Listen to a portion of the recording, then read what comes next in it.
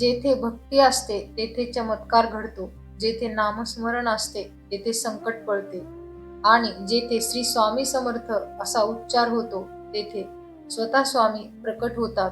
महाराष्ट्राच्या पवित्र भूमीत भक्ताच्या हाकेला धावून येणारे, संकटात आधार देणारे, मृत्यूच्या दारातून परत आणणारे असे परब्रह्म स्वरूप ते म्हणजे अक्कलकोट निवासी श्री दत्तावतार श्री स्वामी समर्थ महाराज. आज आपण ऐकणार आहोत स्वामी समर्थाच्या प्रकट दिनाची अद्भुत आणि थरारक सत्यकथा. इसवी सन 1856चा सुमार.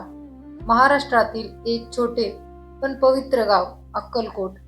गावात साधेपणा होता, पण वातावरणात काहीतरी वेगळं जाणवत होतं.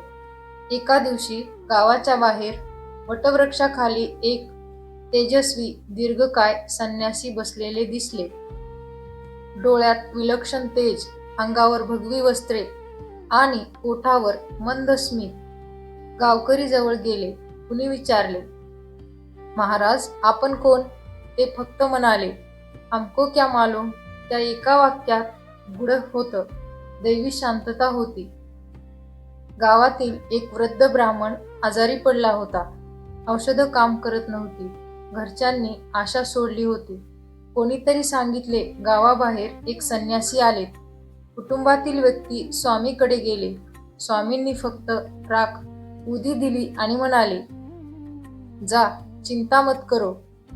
उदी कपाळावर लावली आणि काही तासात ताप उतरला. गावभर बातमी पसरली, हे साधू साधे नाहीत. भक्तांना जाणवू लागले, हे सामान्य योगी नाहीत, हे स्वतः दत्तावतार आहेत. कारण अनेकांना ध्यानात, स्वप्नात दत्तात्रेय यांचे त्रिमूर्ती स्वरूप दिसू लागले. एक भक्त म्हणाला, मला स्वप्नात श्री दत्तांनी सांगितले मीच अक्कलकोटमध्ये आलो आहे. त्या दिवसापासून लोक त्यांना अक्कलकोट स्वामी म्हणू लागले. एक सरदार गंभीर आजारी पडला होता. श्वास मंदावला होता. वैद्यांनी हात टेकले. घरच्यांनी स्वामींची धाव घेतली. स्वामी शांत बसले. क्षणभर डोळे मिटले आणि जोरात म्हणाले, अरे उठ, अभी बहुत काम बाकी है. त्या क्षणी ज्याचा श्वास बंद झाला होता त्याने डोळे उघडले. घरात एकच जल्लोष, जय जय स्वामी समर्थ. हा प्रसंग स्वामीच्या प्रकट शक्तीचा जिवंत पुरावा होता. स्वामी समर्थाचा प्रकट दिन हा फक्त एक उत्सव नाही, तो श्रद्धेचा दिवस आहे. या दिवशी लाखो भक्त अक्कलकोटात जातात. मठात नामस्मरण, भजन, अन्नदान केले जाते. अक्कलकोटमधील पवित्र स्थळ श्री स्वामी समर्थ मंदिर अक्कलकोट येथे आजही भक्तांना दैवी अनुभूती मिळते. असं म्हणतात, या दिवशी मनापासून श्री स्वामी समर्थ म्हणलं तर स्वामीची कृपा निश्चित मिळते. स्वामी नेहमी म्हणत, भिवू नकोस, मी तुझ्या पाठीशी आहे.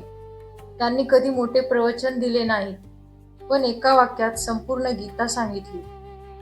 स्वामीची समाधी अक्कलकोटमध्येच आहे, पण भक्त म्हणतात स्वामी गेले नाहीत, ते आजही प्रकट आहेत. मित्रांनो, स्वामी समर्थाचा प्रकट दिन आपल्याला काय शिकवतो? श्रद्धा ठेवा, नामस्मरण करा, अन्नदान करा, कोणालाही दुखावू नका. फक्त एक मंत्र पुरेसा आहे, श्री स्वामी समर्थ.